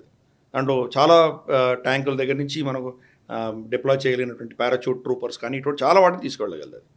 ఫీల్డ్ గన్స్ చాలా మనం దాంట్లో క్యారీ చేయొచ్చు. అలాగే మన ఏమంటారంటే మన అడ్వాన్స్డ్ పర్సనల్ క్యారింగ్ వెహికల్స్ వీటిని డిప్లాయ్ చేయొచ్చు. ఆయన చేసినటువంటి ఘన కార్యం ఏం చేశారంటే, గొప్ప విషయం ఏం చేశారంటే, మనకు 15th March 2024 అంటే గత సంవత్సరం ఒక క్రిటికల్ పరిస్థితి వచ్చింది. MV రూయిన్ అని చెప్పేసి ఒక షిప్ని సొమాలియా పైరట్స్ దాన్ని హైజాక్ చేశారు. దాంట్లో 35 మంది సొమాలియా పైరట్స్ దాన్ని హైజాక్ చేసి దాంట్లో 7 మంది బెల్జియన్ క్రూ ఉన్నారు, వాళ్ళని అధీనంలో తీసుకున్నారు వాళ్ళు. అప్పుడు మనం ఇన్ఫ్యాక్ట్ మన వార్షిప్ కూడా అక్కడ వెళ్తుంటే దాని మీద కూడా వాళ్ళు ఫైర్ చేశారు. ఇటువంటి పరిస్థితులలో వాళ్ళని ఎలా మళ్ళీ మనం రెస్క్యూ చేయాలి, కాపాడాలి అని చెప్పి నిర్ణయించిన తర్వాత ఈయన సక్సేనా గారు ఏం చేశారంటే ఈ గ్లోబ్ మాస్టర్ C-17లో నుంచి వెళ్ళి తర్వాత లో హైట్లో దాన్ని తీసుకువెళ్ళి ఇన్ఫ్యాక్ట్ వాళ్ళ యొక్క సొమాలి పైరట్స్ యొక్క ఎయిర్ స్పేస్లో వెళ్ళి మన మొత్తం ఆయన ట్రాన్స్పాండర్ స్విచ్ ఆఫ్ చేసి, ఎందుకంటే వాళ్ళ ఎయిర్ స్పేస్లోకి వచ్చారు అని వాళ్ళకి తెలిస్తే కానీ వాళ్ళు యాంటీ ఎయిర్క్రాఫ్ట్ మిసైల్స్ ఫైర్ చేయొచ్చు, అంటే రేడార్స్ అందకుండా ఉండాలి. కాబట్టి దాని దృష్ట్యా ఆయన ఆ నిర్ణయం తీసుకున్నారు. వాళ్ళ రేడార్స్ పసిగట్టలేకపోయారు. పసిగడితే వాళ్ళు ఫైరింగ్ చేశారంటే పరిస్థితి ఏంటి? అలాగే ఈ పైరట్స్ షిప్కి చాలా దగ్గరగా వచ్చి ఆయన డిప్లాయ్ చేశారు. ఏం డిప్లాయ్ చేశారో చర్చిద్దాం. అంత దగ్గరకు వచ్చినప్పుడు వాళ్ళ స్నైపర్ ఫైర్స్ కూడా ఈయన కనుక దానికి వింగ్స్ కానీ ఎక్కడైనా ఫ్యూయల్ ఉన్న దగ్గర తగిలితే కనుక పేలిపోయేటువంటి ప్రమాదం ఉంది. వాళ్ళ దగ్గర ఎటువంటి మిసైల్స్ ఉన్నా మనకు తెలియదు. మేబీ చిన్న చిన్న హ్యాండ్ హెల్డ్ స్టింగర్ మిసైల్స్ ఉండొచ్చు, మనకు తెలియదు. కాబట్టి ఆయన అటువంటి రిస్క్ తీసుకుని దగ్గర దాకా వెళ్ళి ఆయన వీళ్ళని ఈ డిప్లాయ్ చేసి వచ్చారు. ఎవరిని డిప్లాయ్ చేశారు? 18 మంది మార్కోస్ని డిప్లాయ్ చేశారు. మార్కోస్ అంటే ఎవరు? Marine commandos. వాళ్ళు చాలా క్రాక్ టీమ్, చాలా అద్భుతమైనటువంటి నైపుణ్యం ఉన్నటువంటి మార్కోస్. నాకు తెలుసు నీకు మార్కోస్ అంటే చాలా ఇంట్రెస్ట్ నీకు, వాళ్ళ మీద you are very big fan of MARCOS. సో వాళ్ళని డిప్లాయ్ చేశారు. 18 మందిని డిప్లాయ్ చేశారు. చాలా అద్భుతమైనటువంటి ట్రైనింగ్ ఉన్నటువంటి టీం ఇది, క్రాక్ కమాండో టీమ్స్. వాళ్ళని 18 మందిని డిప్లాయ్ చేశారు. వాళ్ళని పైరట్స్ నుంచి బయటికి వెళ్ళిన సురక్షితంగా ఆ షిప్ని తీసుకురావడానికి డిప్లాయ్ చేశారు. ఎలా డిప్లాయ్ చేశారు? అక్కడ ఒక విధమైన రబ్బర్ బోట్స్, అది కూడా ఫ్లైట్ నుంచి ఆయన వదిలేరు. ఫ్లైట్ నుంచి వదిలిన తర్వాత అది ల్యాండ్ అవ్వాలి ఫస్ట్. అది ల్యాండ్ అయిన తర్వాత వీళ్ళు పారా డ్రాప్ అవుతారు. పారా డ్రాప్ అయిన తర్వాత దాంట్లోకి ఎక్కుతారు. వాళ్ళు ఎక్కి దాన్ని మోటరైజ్ చేసి దాన్ని తీసుకువెళ్ళి దాన్ని చుట్టూతున పెట్టి అక్కడి నుంచి వాళ్ళు యాక్షన్ చేయాలి. అంటే ఇంత దూరం, చాలా దూరం, ఇక్కడి నుంచి మన షిప్లో బోట్లో వెళ్తే టార్గెట్ చేసి కొడతారు వాళ్ళు. కాబట్టి వాళ్ళకి తెలియకుండా వాళ్ళకి దగ్గరగా వీళ్ళని డిప్లాయ్ చేయాలి. అంటే ఏం డిప్లాయ్ చేశారు? ఎయిర్క్రాఫ్ట్ నుంచి ఏం వదిలారంటే ఈ రెండు. ఒకటి రబ్బరైజ్డ్ బోట్స్, అంటే ఆకాశం నుంచి వదిలేశారు, అది సముద్రంలో పడ్డాయి. అలాగే వీళ్ళు 18 మంది కూడా మార్కోస్ కమాండర్స్ మన ఎయిర్క్రాఫ్ట్ నుంచి దుంకేశారు వాళ్ళు విత్ పారాచూట్స్. పడిన తర్వాత సముద్రంలో వాళ్ళందరూ 18 మంది కూడా మళ్ళీ ఈ బోట్స్లో వాళ్ళు చేరుకొని ఒక్కొక్క బోట్లో ఒక 6-7 మంది ఉండొచ్చు. అటువంటి 2-3 బోట్స్ ఆయన డిప్లాయ్ చేశారు. వాటర్ ఎక్విప్మెంట్ కావాలి వాళ్ళకి, ఇవన్నీ తీసుకుని వాళ్ళు వెళ్ళి ఈ పైరట్స్ని కంప్లీట్గా ఓడించి, అంటే ప్రాణ నష్టం జరగకుండా, పైలట్స్ చనిపోలేదు, హాస్టేజెస్ చనిపోలేదు, ఒక్క మార్కోస్ కూడా చనిపోలేదు. ఎవరు చనిపోకుండా 35 మంది ఆర్మ్డ్ అస్త్రశస్త్రాలు ఉన్నటువంటి పైరట్స్ని అరెస్ట్ చేశారు. అంటే ఎంత పెద్ద విషయం ఇది. యాక్చువల్లీ చెప్పాలంటే sir, sorry for the interruption, నిజానికి చెప్పాలంటే ఇది మనకు చాలా గర్వకారణం. ఎందుకంటే మన వాళ్ళు ఇలాంటి స్పెషల్ మిషన్స్ చేస్తే మామూలుగా అంటూ ఉంటారు ఇలాంటి మిషన్లో క్యాజువాలిటీస్ ఎక్కువ అవుతాయని. మనం అప్పుడు సర్జికల్ స్ట్రైక్ చేసినప్పుడు కూడా నిజానికి ఒక్క పారాఎస్ఎఫ్ సోల్జర్ కానీ ఒక్క ఘాతక్ సోల్జర్ కానీ ఏం అవ్వలేదు. ఇప్పుడు ఇది కూడా నిజానికి ఏం అవ్వలేదు. ఇన్ఫ్యాక్ట్ చెప్పాలి అంటే కనుక మీరు ఇప్పుడు చెప్తున్న మిషన్ది యాక్చువల్లీ మీరు అంటుంటే గుర్తొచ్చింది, ఒక సోల్జర్ చాలా రిలాక్స్డ్గా ఉన్న పిక్ అప్పుడు చాలా అయింది, స్వాగ్ అని చెప్పి మన వాళ్ళు కూడా పోస్ట్ చేశారు గర్వంగా. నిజానికి డెఫినెట్లీ మన నైపుణ్యం అంతా, మన ట్రైనింగ్ అంతా, ప్లానింగ్ అంతా, మెటిక్యులస్ ప్లానింగ్, తర్వాత ఫాల్ బ్యాక్ మెకానిజం, అంటే plan A, plan B, plan C. ఒకవేళ ఏమైనా అవుతే కనుక దాన్ని ఎలా చేయాలి, how do we counter it. Suppose అక్కడ కౌంటర్ స్నైపర్ ఫైర్ అయ్యో, అటాక్ అయ్యో, మనకి ఏమైనా దెబ్బలు తగిలితే హౌ టు ఎక్స్ట్రికేట్, అక్కడి నుంచి ఎలా బయటికి రావాలి. ఇంగ్లీష్లో పదం ఉంది ఎక్స్ట్రికేట్, అంటే అక్కడి నుంచి మనం సురక్షితంగా ఎలా రావాలి, లేదా మనకు దెబ్బలు తగిలినటువంటి వాళ్ళు, చనిపోయినటువంటి వాళ్ళని వాళ్ళ చేత పడకుండా ఎలా తీసుకురావాలి, ఇవంతా కూడా ప్లాన్ చేస్తారు. సక్సెస్ అవ్వడానికి ప్రయత్నం చేస్తారు. ఒకవేళ ఎదురుగా దెబ్బలు తగిలితే దాన్ని ఎలా మేనేజ్ చేయాలో కూడా దాని ప్లానింగ్ ఉంటుంది. కాబట్టి ఈ ఆపరేషన్స్ అన్ని కూడా చాలా మెటిక్యులస్గా ప్లాన్ చేస్తారు. దాంట్లో ఏ తప్పు రాకుండా ఉండే ప్రయత్నం చేస్తారు. కానీ కొన్నిసార్లు మన చేతి దాటిపోయేటువంటి సిచ్యువేషన్స్ రావచ్చు. కీలకమైనది ఏంటంటే ఇక్కడ ఏ ప్రాంతంలో వీళ్ళైతే ఈయన సక్సేనా గారు వెళ్ళి ఇటువంటి అద్భుతమైనటువంటి సాయం చేశారో ఆ ప్రాంతానికి చాలా దగ్గరగా జిబౌటీ ఉంది. జిబౌటీలో చైనీస్ నేవల్ కమాండ్ ఉంది. వాళ్ళు ఏం చేయలేకపోయారు. వాళ్ళేమో మొత్తం స్ట్రింగ్ ఆఫ్ పర్ల్స్ అని చెప్పేసి మొత్తం మన హిందూ మహాసాగరం చుట్టూతున భారతదేశాన్ని చుట్టుముట్టి అన్నీ పెట్టుకున్నారు వాళ్ళు. జిబౌటీలో ఒకటి, గ్వాడర్లో ఒకటి, హంబన్ తోటలో ఒకటి, తర్వాత మనకు మయన్మార్లో ఒకటి, ఇలా మనకు అన్ని మొత్తం మన చుట్టూతున వలయంలాగా ఉన్నాము, మేము చాలా గొప్పవాళ్ళం అని వాళ్ళు విర్రవీగుతున్న వాళ్ళు. పక్కనే వాళ్ళకు నేవల్, ఇన్ఫ్యాక్ట్ మనం ఇక్కడి నుంచి తీసుకెళ్లాల్సి వచ్చింది. భారతదేశం నుంచి వెళ్ళి వాళ్ళ సొమాలియా ఎయిర్ స్పేస్లోకి వెళ్ళి చాలా దూరం మనం వెళ్ళి ఈయన సక్సేనా గారు డ్రాప్ చేశారు. వాళ్ళైతే పక్కనే ఉన్నారు, చాలా దగ్గర, వాళ్ళు డిప్లాయ్ చేయలేకపోయారు. నైపుణ్యం ఎవరికి ఉందో మనం చూపించాం అక్కడ. యాక్చువల్గా హిందూ మహాసాగరానికి బాస్ ఎవరో మనం చూపించాం. ఈవెన్ అమెరికా కావచ్చు, లేదా మనకు యూరోపియన్ నేటో అలయన్స్ కావచ్చు, ఎవరు రాలేకపోయారు అక్కడ. సక్సెస్ఫుల్గా యాంటీ పైరసీ చేయగలిగింది భారతదేశం. సరే అమెరికా కెపాసిటీ ఉంది, నేను లేదనట్లేదు, కానీ వాళ్ళు చేసిన సక్సెస్కి మనం చేసిన విన్యాసాలకి పోలికలేదు ఈ ప్రాంతంలో. అట్లీస్ట్ మనం చాలా అద్భుతంగా చేయగలుగుతున్నాం, ఎందుకంటే ఈ పరిస్థితులను మనకు తెలుసు ఏంటో. అమెరికా అంటే ఒక శక్తిగా వస్తున్నారు, వాళ్ళ చాలా గర్వంగా వస్తారు వాళ్ళు. మనం అలాగా చాలా టాక్టికల్గా వెళ్తాం. మనకి ఇక్కడ ఈ చాలా దేశాలతో మనకు చాలా పరిచయాలు ఉన్నాయి, మన డయాస్పోరా ఉంది అక్కడ. కాబట్టి ఇంటెలిజెన్స్ షేరింగ్ కావచ్చు, సాంస్కృతికపరమైన విషయాలు కావచ్చు, చాలా మనకి ఇవన్నీ ఉన్నాయి. కాబట్టి ఇది మన బ్యాక్ యార్డ్ కింద మనం భావిస్తాం మనం. అందుకని ఈయన చేసినటువంటి సాహస కృత్యానికి సంబంధించి మన రిపబ్లిక్ డే పీరియడ్లో ఆయనకు వాయుసేన మెడల్ కూడా ఆయనకి బహుకరించడం జరిగింది. అది సో ఇంకా ఆయన రాబోయే రోజుల్లో ఇటువంటి అద్భుతమైనటువంటి సేవలన్నీ కూడాను మన దేశానికి, మన మార్కోస్, తర్వాత మన నేవీకి, అలాగే మన ఏంటంటే మన ఆర్మ్డ్ ఫోర్సెస్కి ఆయన ఇస్తారు అని చెప్పి నేను ఆయన అభినందిస్తున్నాను. ఇటువంటి వాళ్ళని చూసి ప్రేరణ తెచ్చుకొని ఇంకా చాలామంది నేవీలో, ఎయిర్ ఫోర్స్లో మన యంగ్ జనరేషన్ వీళ్ళందరూ చేరి దేశాన్ని రక్షించే దిశగా వీళ్ళందరూ కూడా వాళ్ళ భాగస్వామ్యం, వాళ్ళ సేవలు అందిస్తారని నేను కోరుకుంటున్నాను. Correct sir. ఎందుకంటే నేను యాక్చువల్లీ మీరు ఇందాక అన్నారు నాకు మార్కోస్ గురించి అని. ఇది మార్కోస్ మిషన్ గురించి ఎందుకు నాకు ఎలా అనిపిస్తుంది అంటే సార్, నిజానికి మీరు ఆల్రెడీ 2611 గురించి మీరు చెప్పారు. అంటే ప్లానింగ్ లేకపోతే ఎంత ఎఫిషియెంట్ టీం అయినా వాళ్ళు ఏమీ చేయలేరు until and unless they are given free hand. 2611లోకి ఇదే మనకు మామూలుగా ఎన్ఎస్జీ గురించి మనం మాట్లాడుకుంటూ ఉంటాం, కానీ ఎన్ఎస్జీ కంటే ముందు మార్కోస్ వెళ్ళారు, కానీ వాళ్ళకి ఆర్డర్స్ లేకపోవడంతో వాళ్ళు అక్కడ ఏమీ చేయలేకపోయారు. వాళ్ళు కాకపోతే చాలా సేఫ్గా వాళ్ళందరినీ అక్కడ ఎవరైతే హోస్టేజ్ ఇస్తున్నారో వాళ్ళని తేగలిగారు అంతే, because of lack of orders. కానీ ఇప్పుడు కరెక్ట్ ఆర్డర్స్ ఇస్తే మన ఫోర్సెస్ నిజానికి ఈ మనం మామూలుగా ఎంతసేపు రష్యన్, లేకపోతే ఫ్రెంచ్, అమెరికన్, ఇజ్రాయలీ అంటారు, వాళ్ళకి తక్కువ ఏమీ కాదు అనేది నిజానికి చెప్పాలంటే ఈ ఒక ఎగ్జాంపుల్స్ అనే అనుకోవాలి మనం. నా పర్సనల్ ఫీలింగ్ అయితే అది కరెక్ట్. ఇప్పుడు ఈవెన్ 2611 ముంబై దాడులు ఏవైతే జరిగినాయో వాటిల్లో మార్కోస్ వెళ్ళి యాక్చువల్గా అక్కడ సిచ్యువేషన్ ఏంటో తెలుసుకున్నారు కాబట్టే తర్వాత వచ్చినటువంటి కమాండోస్, ఎన్ఎస్జీ కమాండోస్ వాళ్ళు అద్భుతంగా దాన్ని అక్కడ కంట్రోల్ చేయగలిగారు.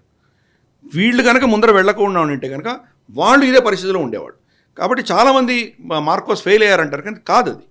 ఎందుకంటే అక్కడ ఏంటో ఎవరికి తెలియదు. అది మనకు పెద్ద లెసన్. మనకి కార్గిల్లో మనకు పెద్ద లెసన్. మనం అక్కడ చలికాలంలో మనందరం వచ్చేసేవాళ్ళం. మనం అక్కడ మన కెమెరాలు, సెన్సర్లు పెట్టవలసింది, అది చేయలేదు. మనం విజిలెన్స్ మనం పెట్టుకోవాల్సింది, శాటిలైట్ ఇమేజరీ పెట్టుకోవాల్సింది, అక్కడ మన ఇంటెలిజెన్స్ మెయింటైన్ చేసుకోవాల్సింది, చేయలేదు. ఎన్నో సంవత్సరాల దశకాలుగా అలాగే ఉంది కాబట్టి దాన్ని నమ్మాం, మనం దెబ్బతిన్నాం. అలాగే 2611 కూడా మ్యారిటైమ్ సెక్యూరిటీ మనకు పెద్దగా ఫోకస్ పెట్టలేదు. యుద్ధం వస్తే వాడు శత్రువులు వస్తారు అనుకున్నాం, కానీ మా అంటే స్మగ్లింగ్ అవుతుంది, ఏదో డ్రగ్స్, నార్కాటిక్స్, అంతమించి మనం ఆలోచించలేదు. టెర్రరిజం కూడా ఇలా వస్తుందని మనం అనుకోలేదు. తర్వాత మనం పాఠాలు నేర్చుకున్నాం. అలాగే మార్కోస్ అక్కడ వెళ్ళి పనిచేసినటువంటిది మనకు పాఠాలు నేర్పారు వాళ్ళు. అక్కడ ఉన్నటువంటి సిచ్యువేషనల్ అవేర్నెస్, అక్కడ ఎలా ఉంది పరిస్థితి, ఎంతమంది రెస్క్యూ చేయగలరు అంతమంది రెస్క్యూ చేశారు. కానీ అక్కడ ఉన్నటువంటి థ్రెట్ పర్సెప్షన్ అంతా కూడాను అవగాహన ఉంది కాబట్టి ఎన్ఎస్జీ వెళ్ళేసరికి వాళ్ళు చాలా సునాయాసంగా వాళ్ళు మిగతా కార్యక్రమం చేయగలిగారు. బహుశా మిగతా కార్యక్రమం మళ్ళీ మార్కోస్ని పెట్టినా వాళ్ళు సాధించి ఉండేవాళ్ళు.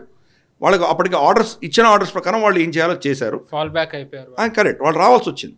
వాళ్ళ తర్వాత ఎన్ఎస్జీ వెళ్ళి చేశారు. బట్ వీళ్ళు ఫెయిల్ అయ్యారు, వాళ్ళు వచ్చారు అన్న నేరేటివ్ తప్పు. వీళ్ళు చేసినటువంటి చర్య వలనే ఎన్ఎస్జీ దాన్ని ఇంకా ముందుకు తీసుకెళ్ళగలిగారు. కాబట్టి ఇద్దరు కూడాను సమఉజ్జీలే అని చెప్పాలి. చాలా ఇద్దరు కూడా ఉన్నటువంటి నైపుణ్యత చాలా అద్భుతమైంది. చాలా ఎలీట్ కమాండోస్ వీళ్ళందరూ. కరెక్ట్, నువ్వు చెప్పింది కరెక్టే. మన ఇజ్రాయెల్ గురించి, అమెరికా గురించి వాళ్ళు చాలా ప్రొపగేట్ చేసుకుంటారు. మన వాళ్ళు కూడా దానికి ఏం తక్కువ తీసిన వాళ్ళు కాదు. నేతృత్వం ఉండి వాళ్ళకి ఆర్డర్స్ ఇస్తే కనుక వీళ్ళు చాలా అద్భుతమైనట్టు కార్యక్రమాలు చేయొచ్చు. ఇప్పుడు సక్సేనా గారు చేసింది ఇంచుమించు అటువంటి. యాక్చువల్లీ చెప్పాలంటే ఇది ఒక సినిమా కింద తీస్తే కనుక యాక్చువల్లీ చాలా బాగుంటుంది. I hope. కాకపోతే వీళ్ళు దీన్ని కూడా ఏమీ తప్పుగా చూపించకుండా ఉంటే బాగుంటుంది. మన సినిమాలో అదొక ప్రాబ్లం ఉంటుంది. ఆన్ లైటర్ నోట్ ఇది. బట్ సీరియస్లీ, ఎందుకంటే మన ఫోర్సెస్ తెలియాలి అంటే కనుక ఎంటర్టైన్మెంట్ ఒక మాధ్యమం అయిపోయింది దురదృష్టవశాత్తు. సో ఐ హోప్ సినిమా వాళ్ళు దీన్ని కవర్ చేస్తారని కోరుకుందాం. ఫస్ట్ ఆల్రెడీ ఊరి సర్జికల్ స్ట్రైక్స్ వచ్చింది కదా, అద్భుతంగా తీశారు. ఎంత దానికి ఇది వచ్చింది. ఇన్ఫ్యాక్ట్ మనకి ఇది ఒక ప్రాబ్లం ఉంది మన దేశంలో. ఇవన్నీ సెక్యూరిటీ అని చెప్పి మన ప్రభుత్వాలు, మన ఆర్మ్డ్ ఫోర్సెస్ పర్మిషన్ ఇవ్వవు వాళ్ళ ఫెసిలిటీస్ అక్కడ షూట్ చేయడానికి. సెక్యూరిటీ సీక్రెసీ అని చెప్పి మనం చాలా ఇంటర్నల్గా చూసుకుంటాం. మనం ఎవడో వచ్చి మనం ఏం చేస్తామంటే భయంతో మన సిస్టమ్ అంతా నడుస్తుంది. కానీ వాడికి మన మీద భయం ఉండాలి అన్న దిశ వాళ్ళు చేయరు. కానీ అమెరికన్ సిస్టంలో ఏంటంటే వాళ్ళ ఫెసిలిటీస్ వాళ్ళు పర్మిట్ చేస్తారు. ఫర్ ఇన్స్టెన్స్ నాసాకు వెళ్ళి మీరు షూట్ చేయొచ్చు, సినిమాలు తీయచ్చు. అలాగే వాళ్ళ ఆర్మీ బేసెస్లో అంతా పర్మిట్ చేస్తారు. ర్యాంబో ఎన్ని తీశారు అక్కడ. కాబట్టి అలా వాళ్ళు కనుక మనకు కొంత ఇన్ఫర్మేషన్ ఇచ్చి చేయగలిగితే మన యొక్క శక్తి, మన నైపుణ్యం కూడా మన సినిమాలో రావాలి, పాజిటివ్గా రావాలి. నువ్వు చెప్పినట్టు కరెక్ట్, కొంతమంది నెగిటివ్గా చిత్రీకరించే పరిస్థితి ఉంటుంది.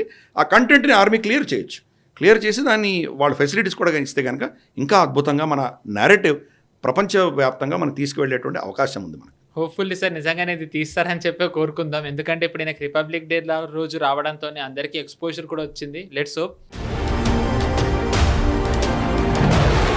మామూలుగా వెపన్ అనే ఒక సెగ్మెంట్లో గిరిధర్ గారు రకరకాల ఆయుధాల గురించి, లేకపోతే రక్షణ విభాగంలో మన సైన్యం వాడే అనేక పరికరాల గురించి ఆయన వెపన్ అనే సెగ్మెంట్లో చెప్తూ వచ్చారు.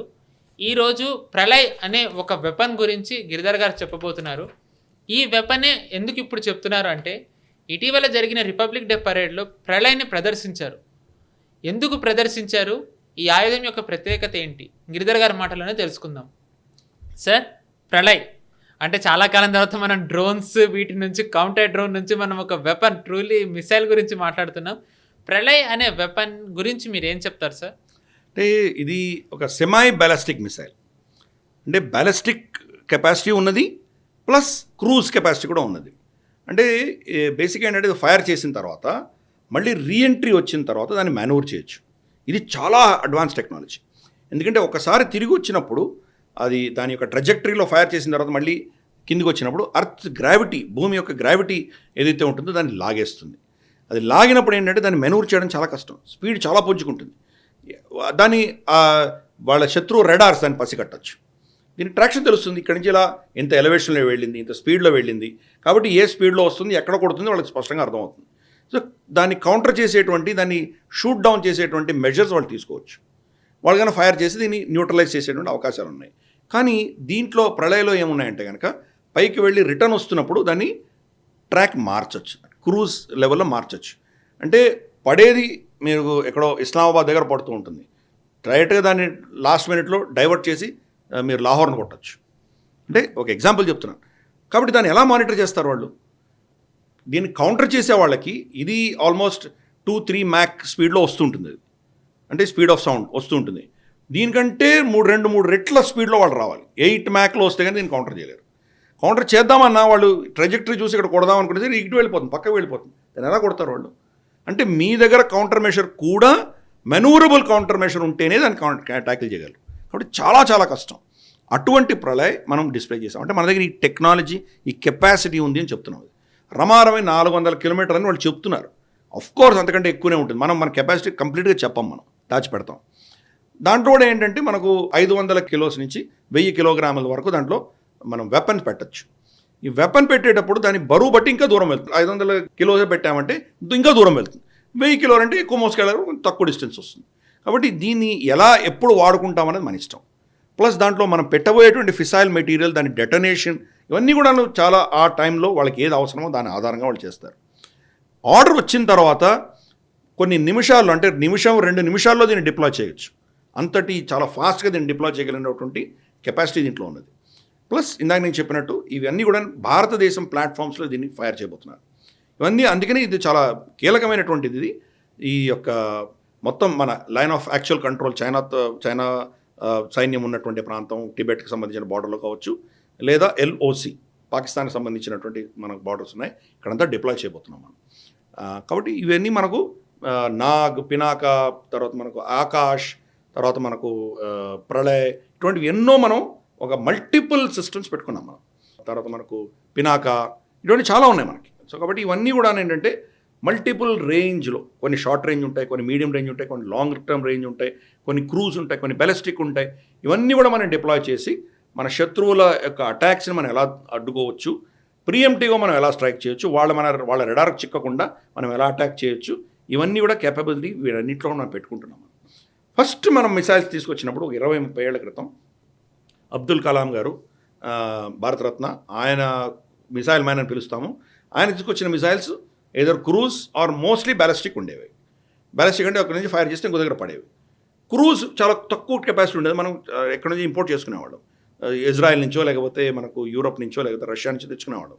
ఇప్పుడు ఆ రెండింటిని అనుసంధానం మనం చేసి చాలా మిసైల్స్ వస్తున్నాయి మనకు. ఎందుకంటే ఆయన చేసినటువంటి దూరదృష్టి, ఇక్కడ రీసెర్చ్ ఆయన చాలా ఇన్వెస్ట్ చేశారు. కాబట్టి అది ఇమారత్ మనకు భాగ్యనగర్లోనే ఉన్నాయి. ఇక్కడే ఆ టెక్నాలజీ అంతా కూడా మోస్ట్లీ మన సిటీలోనే జరుగుతున్నాయి ఇవన్నీ కూడా. దాని ఆధారంగా ఇటువంటి అద్భుతమైనటువంటి అస్త్రాలు ఈరోజు మన అంబుల పొదలో వచ్చాయి. క్రూజింగు ప్లస్ బ్యాలిస్టిక్ రెండు యొక్క మిశ్రమం చాలా వాటికి తీసుకొస్తున్నాం. ప్లస్ దానిలో సబ్సానిక్ నుంచి సూపర్సానిక్ నుంచి హైపర్సానిక్ దాకా వెళ్ళేటువంటి మనం మల్టిపుల్ యాంగిల్స్లో పెట్టుకుంటున్నాం. ఈరోజు ప్రపంచవ్యాప్తంగా ఇంత వైవిధ్యం ఉన్నటువంటి మిసైల్ షీల్డ్ ఉన్నటువంటి దేశాల్లో మనం బహుశా 3వ స్థానంలో 4వ స్థానంలో ఉంటాం. లిటరల్లీ చెప్పాలంటే అమెరికా, చైనా, రష్యా తీసేస్తే మనమే ఉన్నాం. ఇన్ఫాక్ట్ అమెరికా దగ్గర కూడా లేవు సార్. ఎందుకంటే రీసెంట్లీ ఇన్ఫాక్ట్ నిన్ననే ట్రంప్ ఒక స్టేట్మెంట్ ఇచ్చాడు, మనం కూడా ఐరన్ డోమ్ చేయాలని. సో దట్ మీన్స్ వాళ్ళ దగ్గర కూడా లేదు. కరెక్ట్. వాళ్ళు బెలూన్ వస్తే వాళ్ళు ఏం చేశారు, వాళ్ళు చేయలేకపోయారు కదా చైనీస్ బెలూన్కి. కాబట్టి మనం we are very strong. In fact France కొన్ని అస్త్రాలు మన దగ్గర మిజైల్స్ కొనుక్కోవడానికి ప్రయత్నం చేస్తున్నారు. So we are good. కానీ మనం చాలా గొప్ప పరిస్థితిలో ఉన్నామని విరవేగక్కర్లేదు. ఇంకా మనకు జర్నీ ఉన్నది. ఎందుకంటే చైనా దగ్గర ఉన్నటువంటి అస్త్రాలు కావచ్చు, చైనా పాకిస్తాన్కి ఏవి ఇవ్వబోతోందో అవి కావచ్చు, ఇవన్నీ కూడా కొంత థ్రెట్ పర్సెప్షన్ మనకు లేకపోలేదు. కాబట్టి ఇంకా మనం శక్తిని పెంచుకోవాలి. ఈరోజు మనం 4x ఉన్నాము. పాకిస్తాన్ కేపబిలిటీ 1 అయితే దానికి 4 రెట్ల కెపాసిటీ ఉన్నాము. కానీ మనకంటే 2 రెట్లు 3 రెట్ల కెపాసిటీ చైనాకు ఉన్నది. కాబట్టి చైనాని కౌంటర్ చేసేటువంటి, సరే వాళ్ళు నాసే రకమైందని కొట్టి పడేయలేము మనం, శత్రువు నాకు శత్రువే.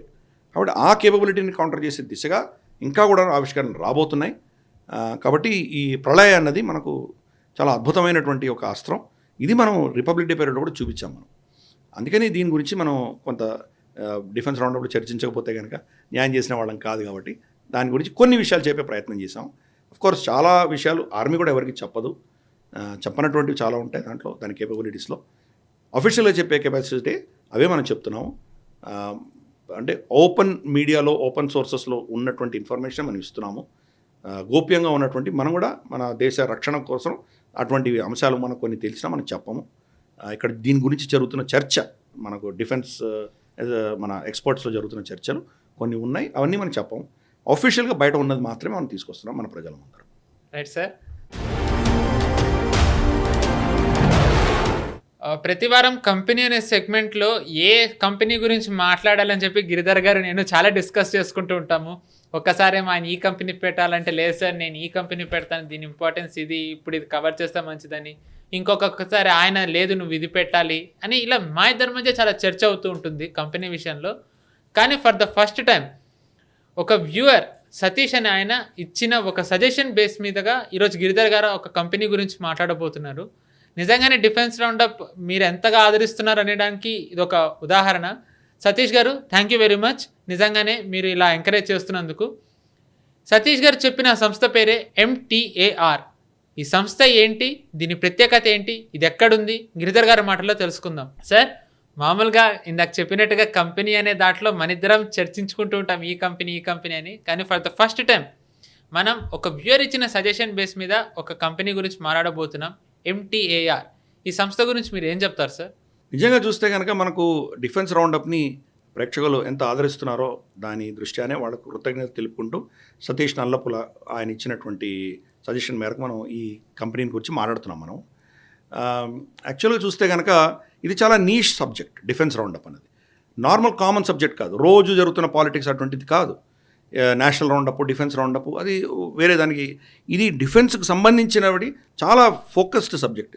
కాబట్టి దాన్ని మనం వీలైనంత మేరకు మనకు శక్తి కలది మనం దాన్ని ప్రజలకు తీసుకెళ్లే ప్రయత్నం చేస్తున్నాము. వాళ్ళు మనల్ని ఆదరిస్తున్నందుకు వాళ్ళందరికీ కూడా కృతజ్ఞతలు మనం. కాబట్టి సతీష్ గారు చెప్పినట్టు ఇది మన భాగ్యనగరంలోనే దీని యొక్క హెడ్ క్వార్టర్స్ ఉన్నది. శ్రీనివాస్ రెడ్డి గారు దీని MD. వీళ్ళు ఏంటంటే చాలా మల్టిపుల్ అంశాల్లో వీళ్ళ సంస్థ పనిచేస్తున్నది. వీళ్ళు డిఫెన్స్ రంగము, ఏరోస్పేస్ రెండిట్లో కూడా ఈ కంపెనీ చాలా కాంపనెంట్స్ ఇస్తున్నారు వాళ్ళు. ముఖ్యంగా వికాస్ అన్నది క్రయోజెనిక్ టెక్నాలజీకి సంబంధించినటువంటి చాలా కాంపనెంట్స్ వీళ్ళు సప్లై చేస్తున్నారు.